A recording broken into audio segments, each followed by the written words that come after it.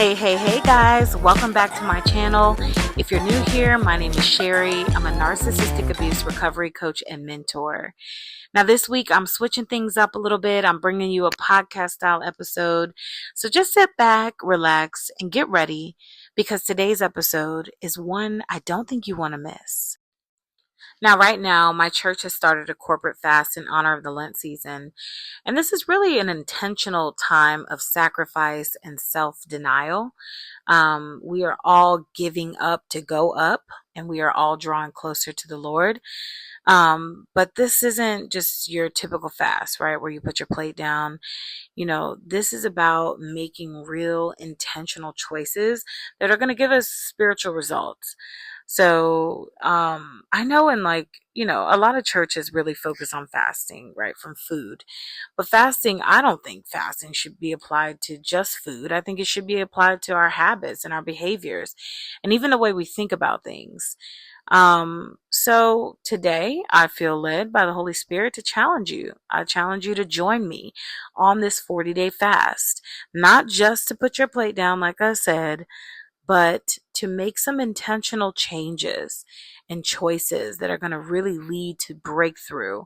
And yeah, I invite you on this journey with me. So let's get into it.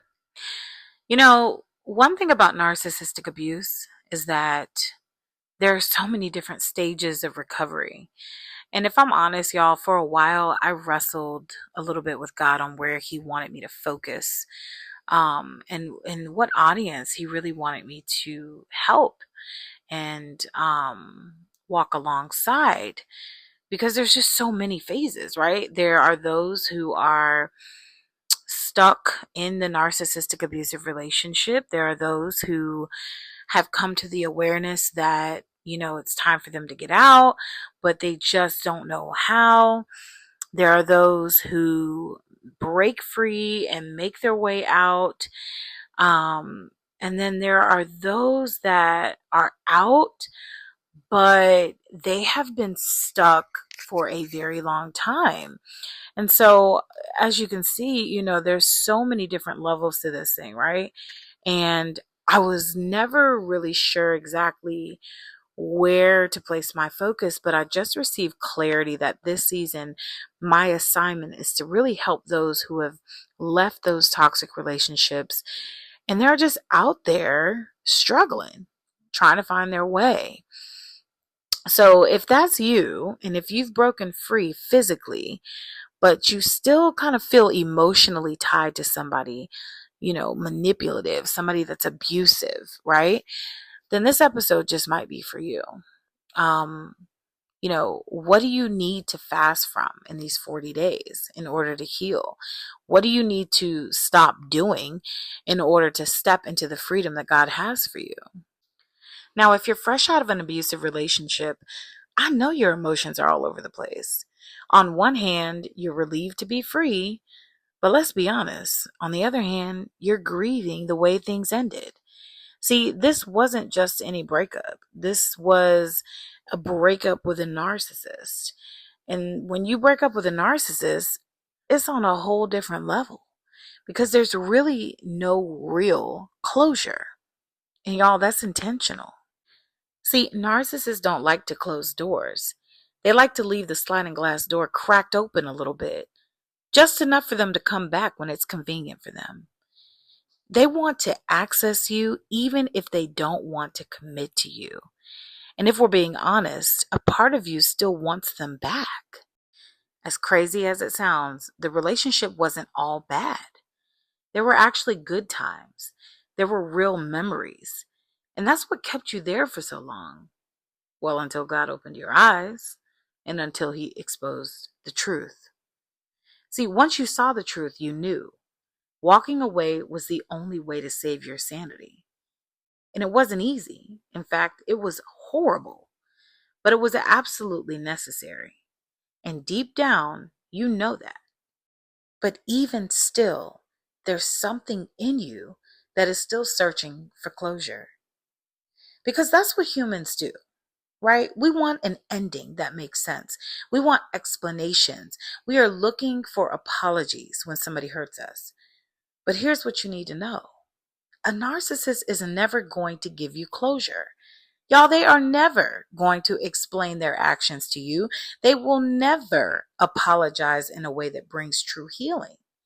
Narcissists will never acknowledge the pain that they caused you because giving you closure means losing control over you. And they're just not willing to do that. I have good news for you, though. I have really good news for you, and I want you to pay attention to this. Closure does not come from the narcissist. True closure is going to come from the Lord. How do I know true closure comes from the Lord? Because God says that He is the Alpha and Omega. He knows the beginning from the end. The Bible says in 1 Corinthians chapter 2, verse 10, "But God has revealed them to us from the Spirit. For the Spirit searches all things, even the deep things of God." Y'all, God is the one who will reveal the truth about why they did what they did to you. God is the one who will give you the answers that your soul has been searching for.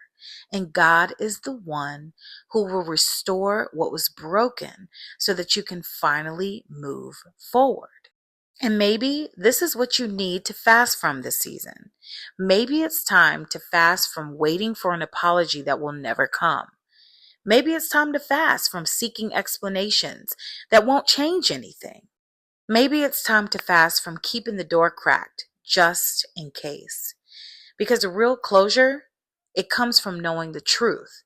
And God is going to reveal it to you piece by piece, little by little, and in His perfect timing. So maybe this should be your area of focus.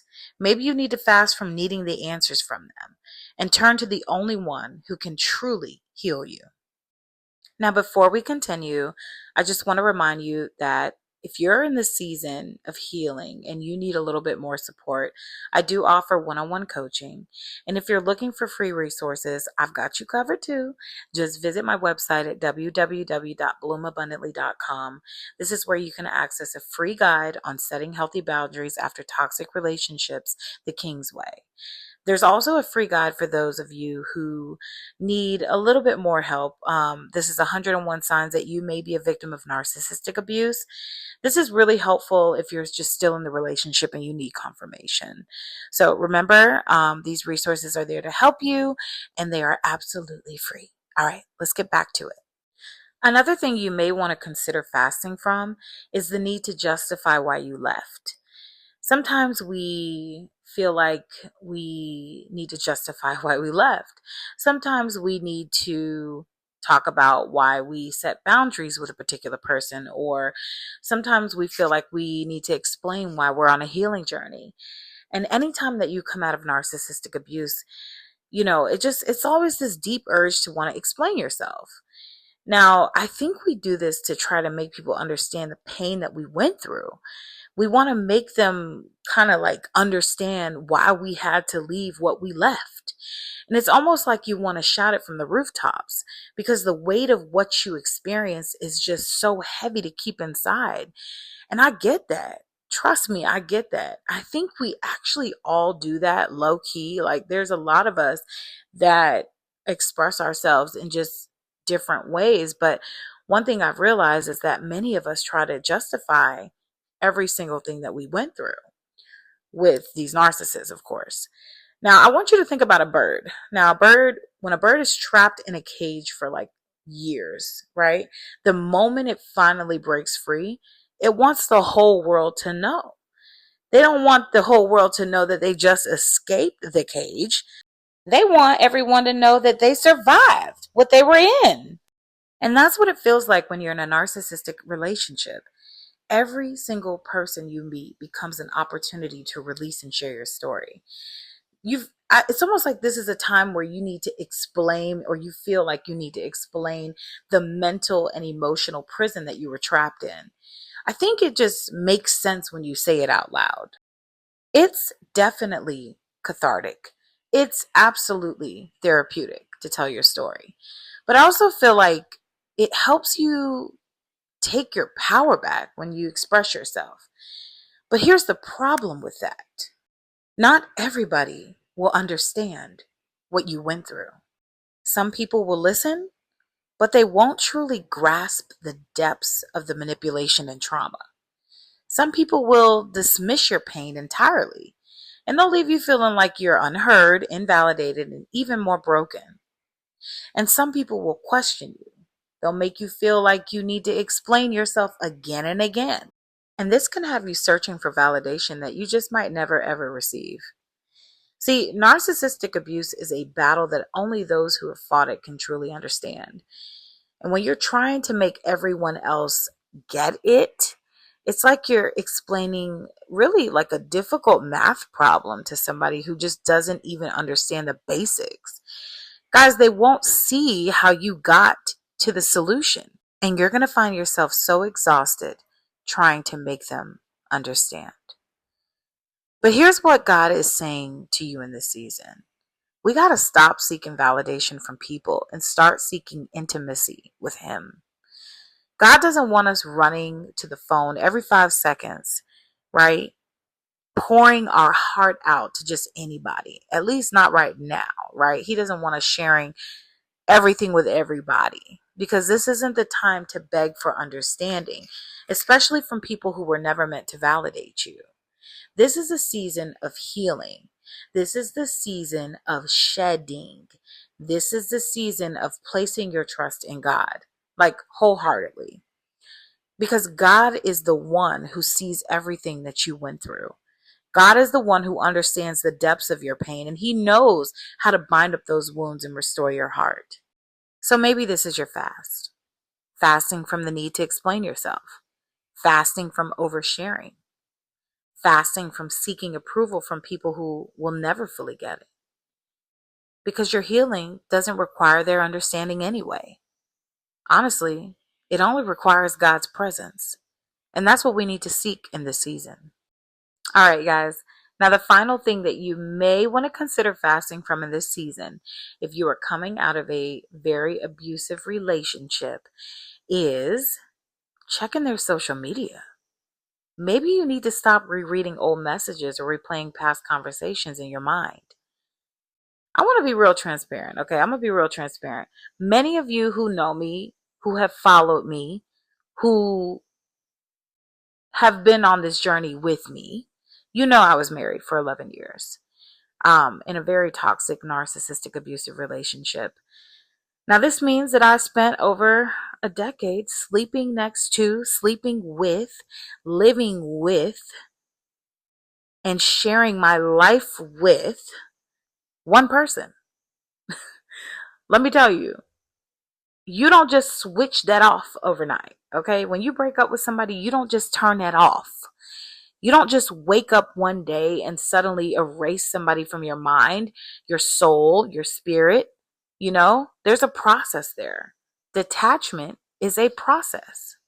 And this is why I'm so big on telling the women that I counsel to remain single after leaving a toxic relationship. Y'all got to put a little pause in there. Not even a little pause, a lot of pause. There has to be some type of a break between your old relationship and the new relationship, if that is God's will for your life. Guys, you have to get that person out of your system. You got to get them out mentally, emotionally, spiritually, and physically. And this is where a lot of people go wrong. You know, they underestimate the time and the intentional effort that it takes to break free from a trauma bond. Or, you know, you can call it an unhealthy soul tie. Because yes, soul ties are real, y'all. And yes, some soul ties are godly and good. But let's be real. The soul ties I'm talking about are toxic. Okay. Narcissists are toxic. So when you break up with a narcissist, you're breaking up with an unhealthy and damaging soul tie. This is a damaging connection to your spirit. So you have to sever that, and it doesn't happen overnight.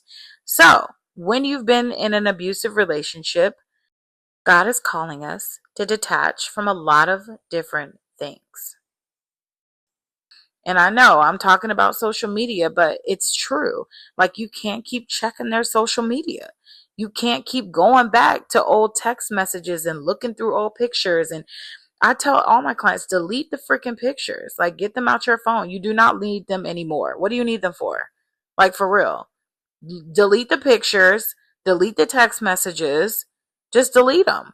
You cannot keep replaying memories in your mind all the time, romanticizing what was. How do you expect to step into your new if you're still stuck in the old? How do you like, do you think God is going to give you a new car if you still have your old car in the garage? Like, how does that work? It just doesn't it just doesn't make sense. Make that make sense. Because all of this keeps you emotionally, spiritually, and even physically tied to someone that God has called you to release. See, God is calling you to let them go, but you keep going back in your mind, in your memories, right? It's in your soul. God is calling you to cut ties, but you keep holding on to the past. And let's be real, the entire relationship was fake, y'all. The whole thing was a false narrative. This was a make-believe story that you were trapped in. But the moment that you get out, you see it for what it truly was. But the problem is that you keep revisiting the script, right? You keep revisiting these old conversations and you keep looking for hidden meanings in a fake relationship. It was a fake relationship. Nothing about any of this was real. And yes, I know it's painful to even hear this, but remember, the relationship with a narcissist was just a fantasy. So you're revisiting old things that weren't even real. Can you imagine like how much delusion that you're like we're living in? And I've done it too. Don't get me wrong. Like, no shade at all. I'm telling y'all, this is coming from a place of experience. I could talk boldly about this because I've done all of this. And I'm trying to tell you, if you want to move forward, if you want to receive the blessings that God has for you, right? You're going to have to let go of your past. And that means that you're going to have to stay off of your Facebook and your Instagram and your TikTok and X and whatever social, there's like 1,000 of them. You cannot look for them anymore. You've got to block them. That was a counterfeit. And if you keep looking back, you'll completely miss the real story that God is writing for you right now. See, God's plan for you is so good. God has a plan to give you a hope and a future. But you cannot move forward while you're still meditating on old messages and stalking their every move. Like, delete the burner account. I'm up somebody's street right now. Like, delete the fake profiles. You don't need to see. And honestly, too, like, who cares who they're dating now? Yeah, we going there. We going there. Because whoever they're with now is just another victim, okay? This is somebody who's naive. You know, you and I were naive, so they're naive, right? They are naive just as we once were. And if anything, we should really be praying for the new person, well, the new supply, because now they're the ones that are trapped in the web, right? These are, unfortunately, people who are going to have to learn their own painful lesson, just like you and I did. And it's not your job to warn them. It's not your job to, blast a horn and try to get their attention or even talk bad about them. Like, let them do them. Your job is to withdraw. Your job is to draw closer to the Lord. I always tell my coaching clients to go on a social media fast immediately after the breakup because I feel like that's when you really want to look. Now, I'm going to throw this in here too. I was completely disgusted with my ex. I didn't even want him. I didn't even want to see what he was doing. I had to shut him off of my mind. So I blocked him immediately. But if you don't have that, if you don't feel like you can block a person yet, just get off social media for a little bit. But I do advise people, block the narcissist on everything, every single platform, every account, block them. Like, don't give them access to your life. And you really don't need to watch their every move, right? So it kind of goes both ways. Let's be real. They're probably posting things that are going to hurt you anyway. And it's just going to get you emotionally stirred. It's just going to get you reactively, doing things that you really don't want to do. You don't need to see it right now. You're really vulnerable and your focus should be on looking away and just doing a social media fast, like just completely don't even look at it. So we have to break the habits that are keeping us emotionally tied to somebody that God has already released from us, right? Like, this is not our responsibility. God has already given us the green light. You know what? This is not the person that I want for you or have for you, never was. This is not my will for you. So, if you're serious about healing, if you're serious about breaking free, if you're serious about stepping into the life that God has for you, you got to let him go. You got to stop watching. You got to stop checking. You got to stop reminiscing. Okay? Because honestly, God has a future for you. It's a beautiful future, but you'll never get to that future if you keep looking back. All right, my loves, let's bring this all together. Today, we talked about fasting from waiting for closure from the narcissist. We talked about possibly fasting from the need to justify ourselves. We talked about fasting from checking their social medias, reading old messages, and just replaying past conversations. And honestly, the common theme of all of this, you ready? Drum roll. It's letting go. See, true healing requires release. It requires detaching from things that are just keeping you emotionally and spiritually bound to the past that God has already freed you from. So it's time to break the cycle. It's time to stop looking for closure in places that will never give it to you. It's time to stop explaining yourself to people who will never understand your journey.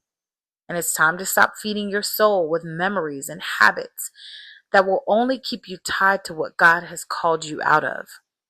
And that's why I want to invite you to join me in this fasting. Fasting isn't just about putting your plate down. It's about putting distractions down. It's about putting soul ties down. It's about putting strongholds down so that God can do something incredible in your life. So I want you to ask yourself, what do I need to let go of? What is keeping me from fully surrendering this situation to God? What is holding up my healing? Maybe for you, it's all three of these things. Whatever it is, I encourage you to take this to prayer. Ask God what you need to release in this season. Ask Him what's standing in the way of your healing. And then trust Him enough to put it down. Because I promise you, when you make space for God, He will fill it with something greater than you could even ever imagine. So are you ready? Are you willing to surrender? Drop in the comments what you're choosing to fast from in the season, and let's walk away on this journey together.